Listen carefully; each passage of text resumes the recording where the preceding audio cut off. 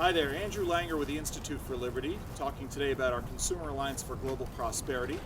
I'm here in Boston to attend the RISI conference, and if you saw our video from yesterday, you know that I was asked not to film over within the RISI conference center itself. So I decided to come down, seeing as how we're in Boston, down to Boston's historic Long Wharf and do my filming.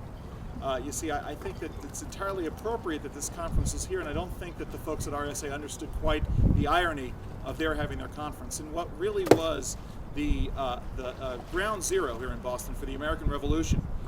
The great thinkers, the great proponents of our revolt against England were all from here, and in fact, being at the Long Wharf is entirely appropriate insofar as this really was the epicenter of America's trade with other nations. It was called the Long Wharf because it was, as you can imagine, very long, and it was long so that it could accommodate a succession of larger and larger ships. As the wharf moved further out, the water got deeper, and the larger ships were able to come in. Right off of here is Faneuil Hall, and the Customs House is right off to my left over here, where folks would come in and levy their duties. And as you'll recall, that the early portions of our dissent against Mother England were all over economic liberty issues.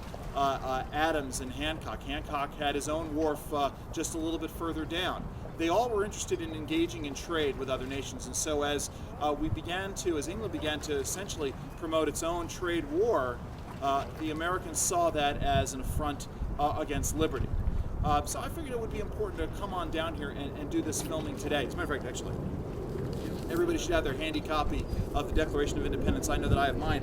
And down, amongst the articles that they levy against King George V was that he had stifled trade with other nations. These are not just issues that are far, far back in history, but issues that are being fought long and hard today as well. And so we're here in Boston. We had an ad today. I wanted to bring this to all of your attention. In today's Boston Herald, on page 11, is an ad to all of the attendees of the RISI conference announcing our Pulp Wars initiative with Consumer Alliance for Global Prosperity and talking about our Empires of Collusion paper. You see, it's no different if one nation decides to engage in an economic war than if someone subtly, or some might say surreptitiously, decide to engage in that trade war as well. We see this as a great problem, that we in America can't allow sort of the big government, big business corporatist types to sort of stifle small business and working families in America, and at the same time hold hostage the rights of folks abroad to grow their economies and lift themselves out of poverty. So we urge you to go. Well, if you're on our site, you're already looking at our information, but check out Empires of Collusion. This is Andrew Langer coming to you from Boston. Thank you all very much.